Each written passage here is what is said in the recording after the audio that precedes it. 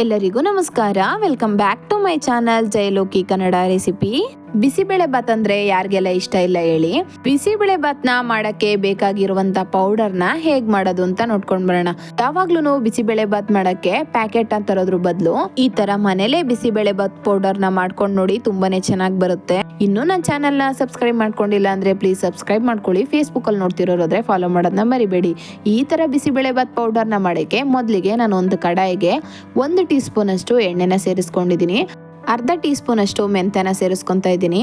3 tea spoon ಅಷ್ಟು ತೊಗರಿಬೇಳೆನ ಸೇರಿಸ್ಕೊಂತಾ ಇದ್ದೀನಿ. ಹಾಗೇನೆ 1 ಟೀ ಸ್ಪೂನ್ ಅಷ್ಟು ಕಡಲೆಬೇಳೆ, 1 ಟೀ ಸ್ಪೂನ್ ಅಷ್ಟು ಉದ್ದಿನ ಬೇಳೆನ ಸೇರಿಸ್ಕೊಂಡು ಲೈಟ್ ಆಗಿ ಘಮ ಬರೋ ಗಂಟ ಚೆನ್ನಾಗಿ ಫ್ರೈ ಮಾಡ್ಕೊಂಡು ತಗೋತಾ ಇದ್ದೀನಿ.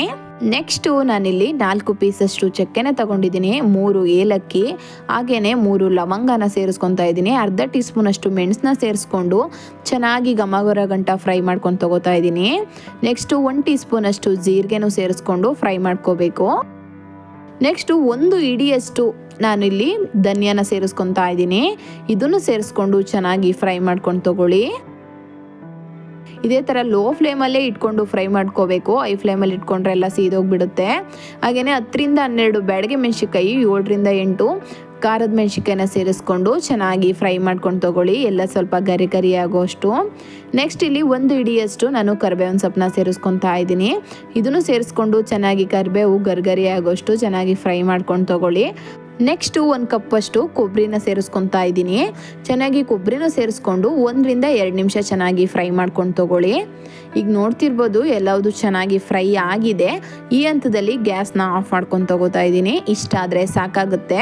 ತುಂಬಾ ಸೀದೋದ್ರೆ ಅಷ್ಟು ಚೆನ್ನಾಗಿ ಬರಲ್ಲ ಬಿಸಿಬೇಳೆ ಬಾತ್ ಪೌಡರು. ಇದು ಒಂದು 10 ನಿಮಿಷ ತಣ್ಣಗಾಗಕ್ಕೆ ಬಿಟ್ಟು, ಇವಾಗ ನೋಡ್ತಿರ್ಬೋದು ಚೆನ್ನಾಗಿ ತಣ್ಣಗಾಗಿದೆ.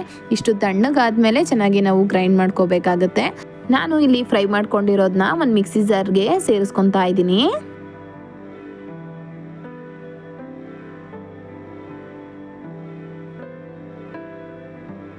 ನೆಕ್ಸ್ಟ್ ಇದನ್ನ ಮಿಕ್ಸಿ ಮಾಡ್ಕೊಂಡು ತಗೋತಾ ಇದ್ದೀನಿ. ಇದನ್ನ ತುಂಬ ನೈಸಾಗಿ ರುಬ್ಬೇಕು ಅಂತ ಏನಿಲ್ಲ, ಈ ಥರ ತರಿಯಾಗಿ ರುಬ್ಕೊಂಡ್ರೆ ಸಾಕಾಗುತ್ತೆ. ನೋಡ್ತಿರ್ಬೋದು ಕಲರ್ ಎಲ್ಲ ಎಷ್ಟು ಚೆನ್ನಾಗಿ ಬಂದಿದೆ ಆಯ್ತಾ. ಈ ಥರ ಗ್ರೈಂಡ್ ಮಾಡ್ಕೊಂಡ್ರೆ ಸಾಕು. ಈ ಥರ ಮನೇಲೆ ಮಾಡಿದ್ದ ಪೌಡರ್ನ ಬಳಸ್ಕೊಂಡು ಬಿಸಿಬೇಳೆ ಬಾತ್ ಮಾಡಿದ್ರೆ ತುಂಬಾ ಚೆನ್ನಾಗಿ ಬರುತ್ತೆ, ಹಾಗೆಯೇ ಟೇಸ್ಟಿಯಾಗಿ ಕೂಡ ಇರುತ್ತೆ. ಇದನ್ನ ನಾನು ಒಂದು ಪ್ಲೇಟ್ಗೆ ಸೇರಿಸ್ಕೊಂಡು ಸ್ವಲ್ಪ ತಣ್ಣಗಾಗಬೇಕು. ಇದು ಸ್ವಲ್ಪ ತಣ್ಣಗಾದರೆ ಮನೇಲೆ ಮಾಡಿರುವಂಥ ಬಿಸಿಬೇಳೆ ಬಾತ್ ಪೌಡರ್ ರೆಡಿ. ಈ ಥರ ಬಿಸಿಬೇಳೆ ಬಾತ್ ಪೌಡರ್ನ ಮಾಡಿಕೊಂಡು ಒಂದ್ಸಲ ಬಿಸಿಬೇಳೆ ಬಾತ್ನ ಮಾಡಿ ನೋಡಿ, ತುಂಬಾ ಟೇಸ್ಟಿಯಾಗಿ ಬರುತ್ತೆ. ಈಗ ನಾನು ಮಾಡಿಟ್ಕೊಂಡಿರುವಂಥ ಕ್ವಾಂಟಿಟಿಲಿ 2 ಸಲ ಬಿಸಿಬೇಳೆ ಬಾತ್ನ ಮಾಡ್ಕೋಬೋದು.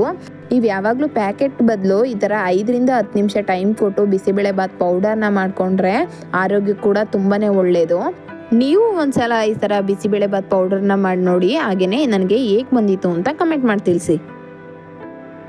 ನನ್ನ ವಿಡಿಯೋ ನಿಮ್ಗೆ ಇಷ್ಟ ಆದರೆ ಸಬ್ಸ್ಕ್ರೈಬ್ ಮಾಡೋದನ್ನ ಫಾಲೋ ಮಾಡೋದನ್ನ ಮರಿಬೇಡಿ.